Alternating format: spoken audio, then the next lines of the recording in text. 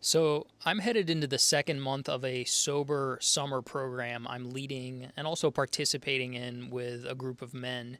And by renouncing all substances, we've removed a major exit ramp from kind of the highway of our discomfort, anxiety, boredom.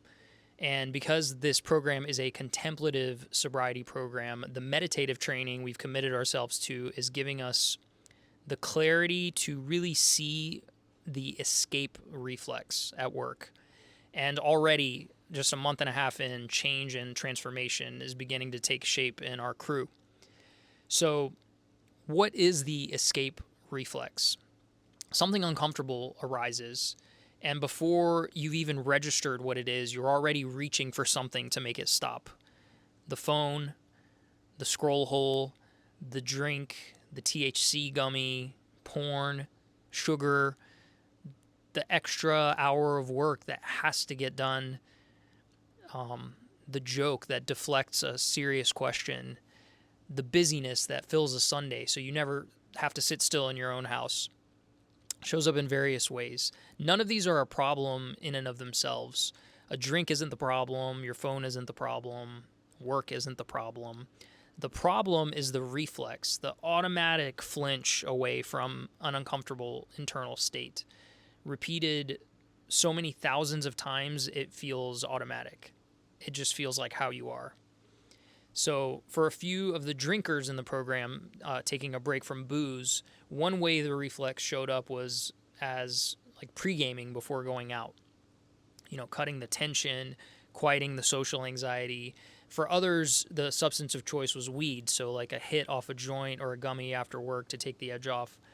The reflex also shows up in quieter and like seemingly more sophisticated ways, reaching for your phone to scroll X or Instagram or watch another YouTube video when boredom comes to visit, or rummaging the pantry for something sweet when you feel tired or restless. It can be hard to see this reflex in yourself because it happens very quickly. And by the time you notice the discomfort clearly enough to choose something else, the escape has already started. So it doesn't feel like you're choosing the phone intentionally. You're 3 minutes into the scroll before choosing was ever on the table. You're waking up already kind of within the compulsion. And this is why willpower doesn't touch the reflex. Willpower is a decision level tool. The escape reflex operates before decisions happen. So you can't out discipline something faster than your own awareness. You need something that changes the speed of your noticing, not your resolve. So, first, it helps to know kind of where to look. So, here are three places the escape reflex hides. The first place is in your body. So, before your mind catches up, you might feel a tightening in the chest, a held breath, kind of a subtle like bracing.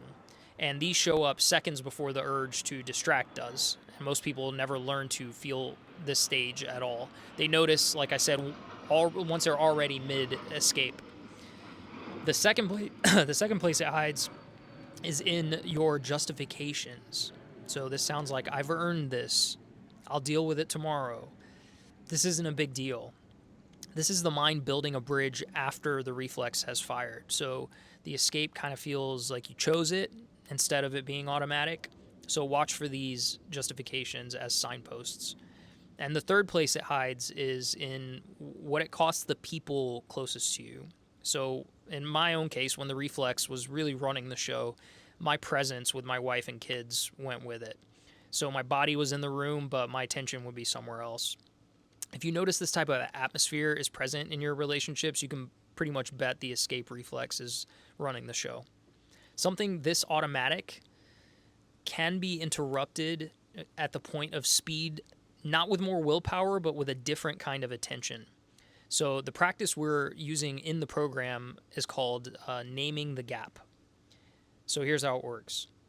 The next time that you feel the pull towards an escape, your phone, a drink, scroll, whatever yours is, before you act, pause for 3 breaths and silently note there's a gap here. Literally, you can say it quietly to yourself or even out loud if that's helpful, but say it. That's it. Not why am I doing this? Not I shouldn't do this. Just like the bare noticing that a gap has opened between what you're feeling and what you're about to do about it. So you're not trying to stop the escape. You're trying to see the half second before it on purpose for the first time. Most of the time you'll notice the gap and like reach for the phone or the drink or whatever anyways. Don't judge yourself. That's just data. So the point isn't perfect restraint on day one. The point is the reflex can no longer operate entirely outside of your awareness. And once you can see it, even inconsistently, its automatic quality will begin to loosen.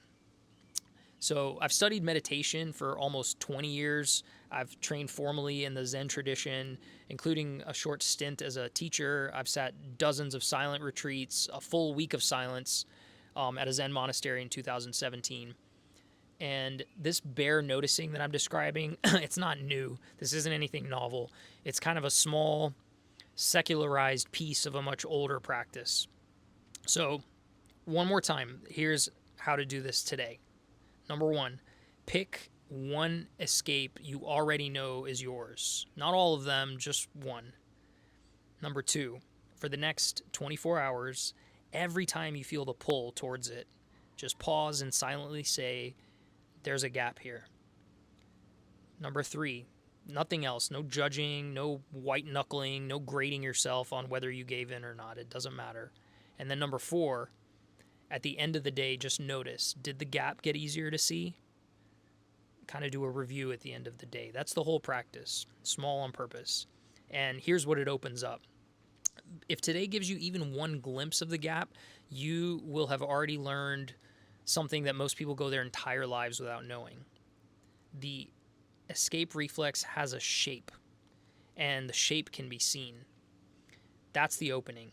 What's past it, working with this until it's not a glimpse anymore, understanding why your particular reflex formed the way it did, building a life with enough room in it to actually choose your response, that's real work, and it doesn't happen overnight. So, in a way, our addiction and compulsions can be seen as a gift. So rather than beating yourself up, use it as a trigger for your own awakening awareness.